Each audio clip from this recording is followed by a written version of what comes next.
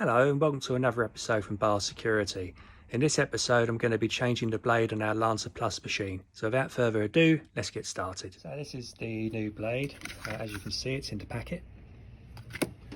This is the machine in question, which is a SILCA Lancer Plus. Okay, first things first, I've got to take the old blade off the machine. For that I use one of these, goes into a hole just in the shaft. That stops the blade from moving. And I've got a nice fair sized 19mm spanner, which sits in so. Just push down, that releases the nut, spacer and the old blade.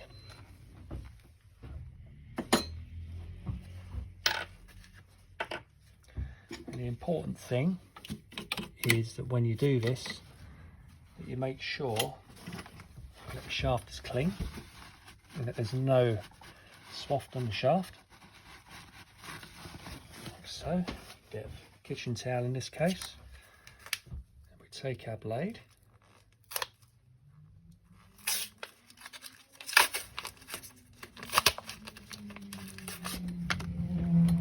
blade pops in,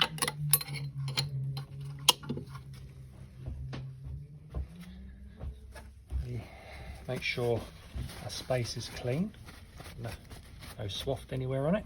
Let's pop that in, and we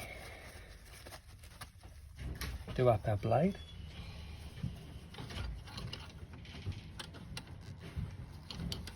That goes the opposite way to the way that it would turn. We tighten her down, not over tight, just end tight. That's the first part done. And next part is we need to make sure that it all lines up correctly. So we use these mushroom calipers, which pops into each of the jaws, making sure that the jaws are clean as well.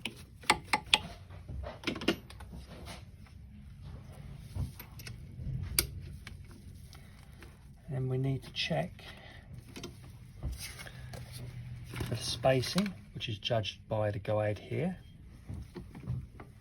and the height.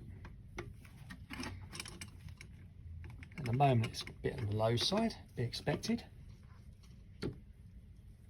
And we'll check our spacing next. Actually, spacing on the blade is good.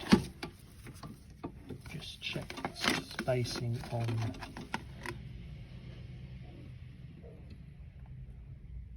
I actually think our spacing doesn't need to be changed. Makes a change. Usually you've got to change the spacing as well.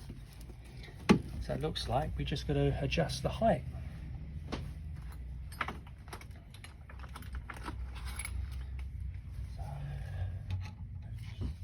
Need the right size Allen key.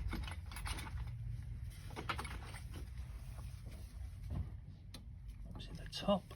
Just release the tightness on there. As you can see, it dials back and forth like so.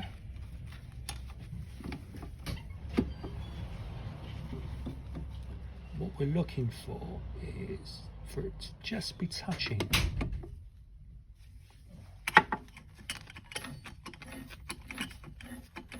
That sounds good. Lock it off. So that's the height now set.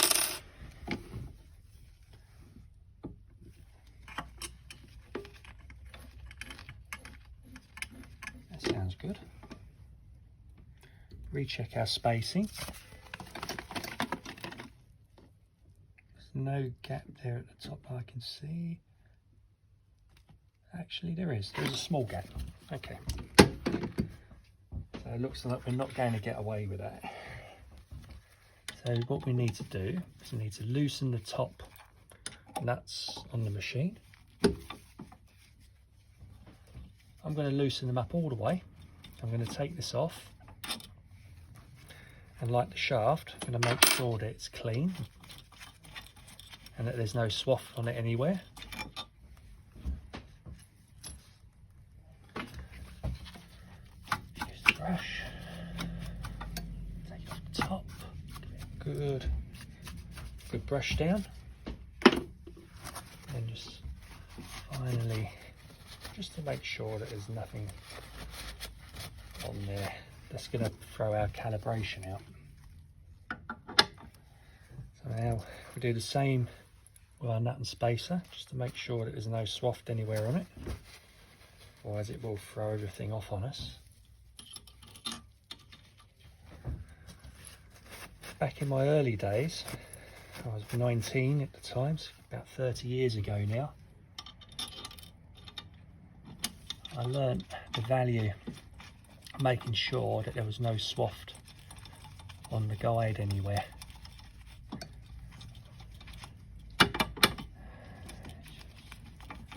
Now we don't want to make this too tight because we want it to move freely. Now we set this up so that it sits on the blade, and then we're going to just push this across.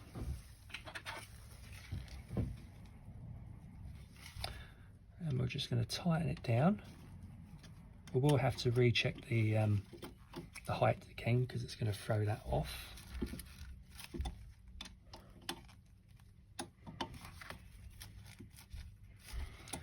Okay.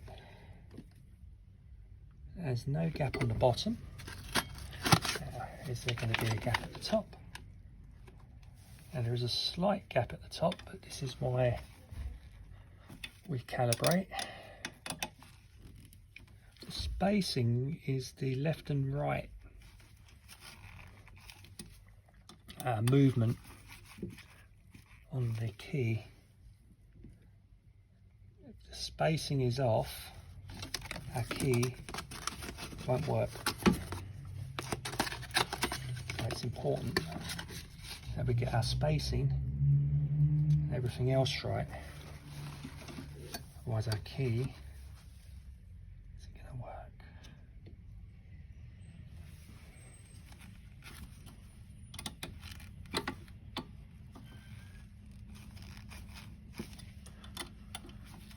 It needs to be accurate. If it's not accurate, it's not going to work. And you're going to have people coming back with their keys who are not going to be happy. That looks good to me. I'm happy with that. The spacing's good.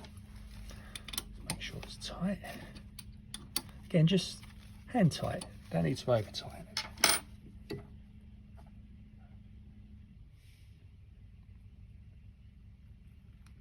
Alright. Now, next stage will be to check the height again.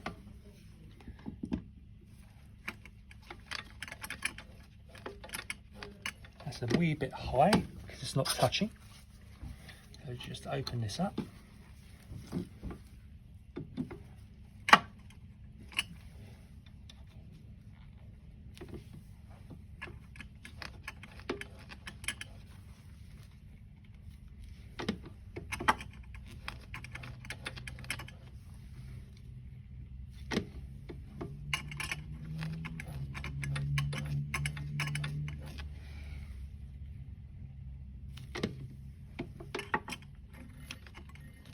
That sounds all right. As the blade wears, it also gets higher. It cuts less off the key.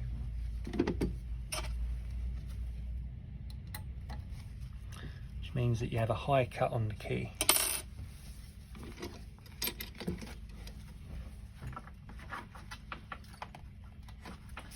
So now we have a moment of truth. This is a Chubb Castle key, It's a very precise lock, so it's perfect for using it as a check to make sure that you've got your machine set right. You could say it's equivalent to cutting a key for a safe, where it has to be accurate. That means the spacing and the height has to be good for this to work. So, cutting the key is very easy. You always wear protection. And what you're doing is you're sculpting the key to the original. And having a good sharp blade helps, believe me.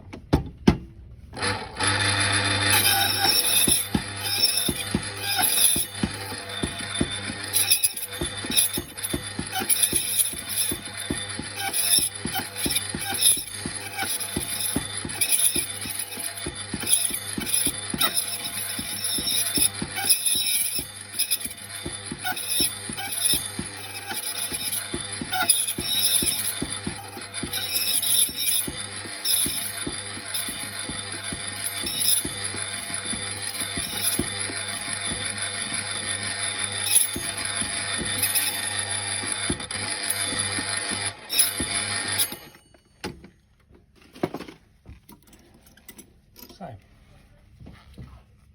that's the key. Let's see if it works in the lock. Actually, easier for us. Works perfectly that side. No messing about. No dodgy moving. Put it on the other side. That is how you calibrate your Lancer Plus for doing your mortise keys.